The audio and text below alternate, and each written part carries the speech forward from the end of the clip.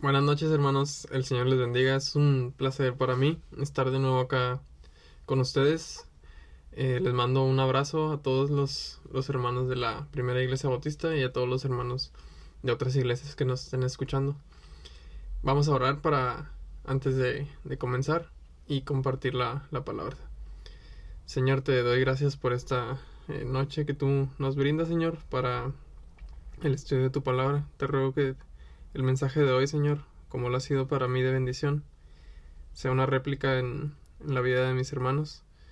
Que tu palabra llene nuestros corazones, Señor, y cumplamos el propósito que tienes para nosotros, Señor. Gracias por tu perdón, gracias por tu Hijo Jesucristo, Señor, y todo lo que hizo por nosotros en la cruz. Por Cristo Jesús te lo pedimos. Amén.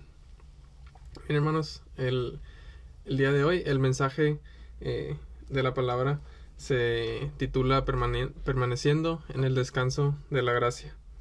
Y nuestra porción bíblica está en una de mis historias favoritas de la Biblia, que es en el Evangelio de Lucas, en el capítulo 19. En, es la historia de Zaqueo, pero nos centraremos tan solo en 3 versículos. Sería capítulo 19, del versículo 8 al versículo 10.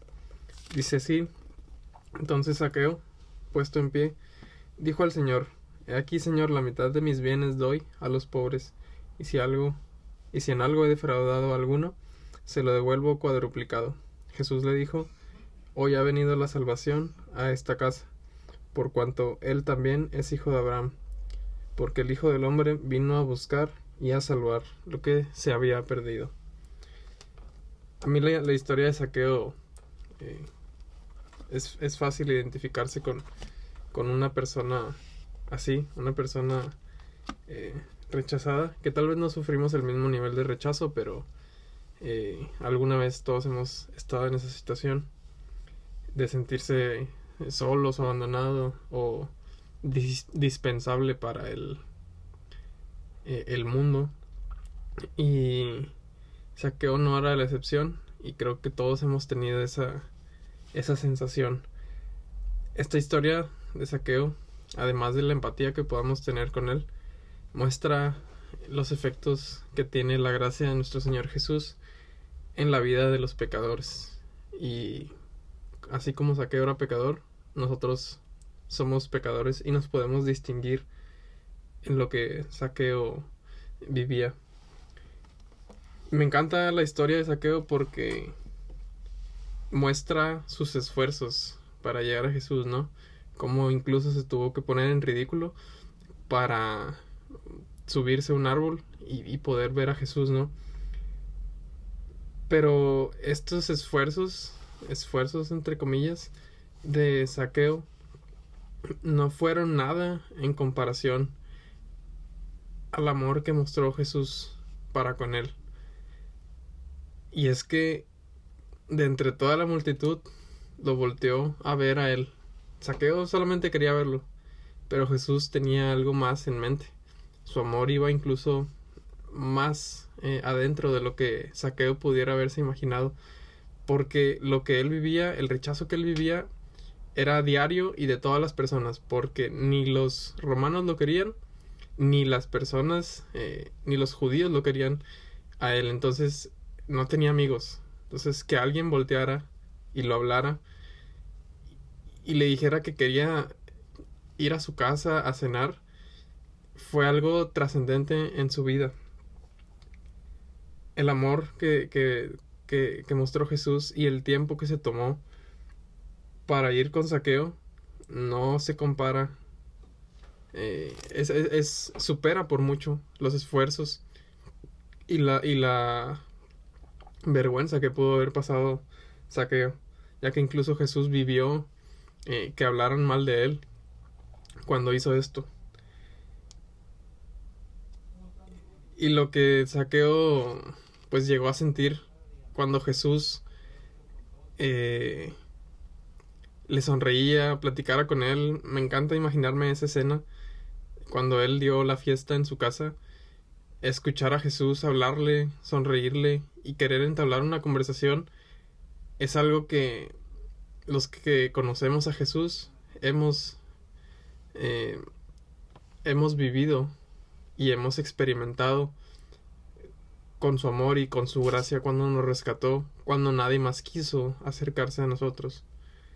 Él mostró el interés y a pesar de que éramos pecadores y no merecíamos nada, él mostró interés para con nosotros. Y nada de lo que hiciera Zaqueo podría haber brindado la aceptación que él sintió en aquel momento. O sea, nada de lo que Zaqueo pudiera haber hecho. Incluso él pudo haber hecho lo que hace al final de la historia, de regresar lo que había robado y a los que había defraudado, y no hubiera llenado ese vacío en su interior. Acá la historia y los hechos son al revés. Primero llena ese vacío, primero es aceptado, primero sí es aceptado y él se siente aceptado. Y ahora sí actúa conforme a la gracia en un pecador. Y es algo que en nuestra vida a veces se ve reflejada y queremos hacer lo contrario. No solamente los que no son cristianos, sino a veces nosotros mismos los cristianos vivimos una época, algunos, si no es que todos, en que el evangelio lo transformamos más en algo que depende de nosotros. Un evangelio de hágalo usted mismo, por sus propios esfuerzos, ¿no? Pórtate bien y te va a ir bien. Al que obra bien, bien le va. Esos son dichos totalmente inacertados y que nos cuestan a nosotros nuestra paz, nuestro gozo, porque empezamos a tener expectativas que no deberíamos tener sobre nosotros. Si Zaqueo hubiera empezado a repartir sus bienes y buscado el tener descanso de tantas cosas que lo oprimían a él, no hubiera encontrado esa paz que encontró con la aceptación de Jesús, que a pesar de sus pecados y a pesar de su condición social, su condición económica, lo aceptó. Es algo impresionante y es algo imprescindible para nosotros. No vivimos en un sistema de puntos en el que subimos un escalón y llegamos más cerca del amor de Dios, porque no hay nada más, no hay nada que podamos hacer nosotros para que Dios nos ame más, y no hay nada que podamos hacer nosotros que se compare con el amor y la gracia del Señor Jesucristo. Y esto, el creer que por nuestras obras podemos acercarnos a Jesús, aún siendo cristianos, es algo que nos puede dar un desgaste emocional, un desgaste físico y hasta un desgaste espiritual por esas expectativas que se nos crean. Y si no salimos de este sistema, vamos a sufrir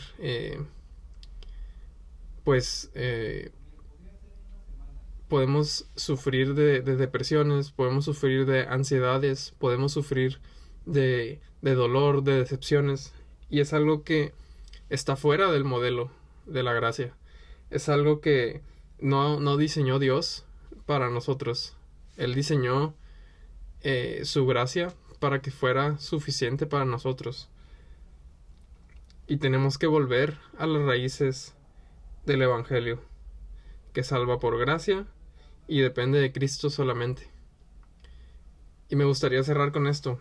Si usted está viviendo eso, recordemos las palabras del apóstol Pablo en 2 Corintios 12:9, este texto bien conocido, que dice: y me ha dicho, bástate en mi gracia, porque mi poder se perfecciona en la debilidad. Por tanto, de buena gana me gloriaré más bien en mis debilidades, para que repose sobre mí el poder de Cristo. Y es que nosotros somos heridos, somos enfermos y somos débiles, que Cristo ha reivindicado. No olvidemos eso, hermano. Y cuanto más reconozcamos nuestra posición respecto a Dios, respecto a nuestro pecado y nuestra culpa, más podremos estar en descanso y más estaremos buscando esa gracia que tanto necesitamos en nuestra vida. Entonces lo invito a que descanse en la gracia de Dios y busque cambiar eh, las cosas que hace, si es que lo hace como le describía hace un momento, y cambiar todo por la gracia y todo por el descanso que nos brinda esa gracia hermosa. En fin, esto es todo, hermanos. Espero haya sido de bendición para ustedes y vamos a orar para despedir este tiempo.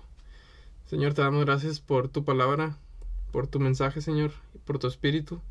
Te ruego que nos inundes de bendiciones, Señor, y que si estamos pasando por pruebas, si estamos pasando por tiempos complicados, Señor, tú seas con nosotros y nos lleves de tu mano, Señor. Ayúdanos a descansar en ti, a descansar en esa gracia preciosa, Señor, que se concretó totalmente en la cruz, Señor, y que podamos reconocer nuestra debilidad, nuestro cansancio, Señor, y entregártelo totalmente, Señor, así como tú quieres que hagamos contigo, Padre. Te doy gracias por Jesús, Señor, y por el perdón de mis pecados, Padre. En nombre de Jesús, amén.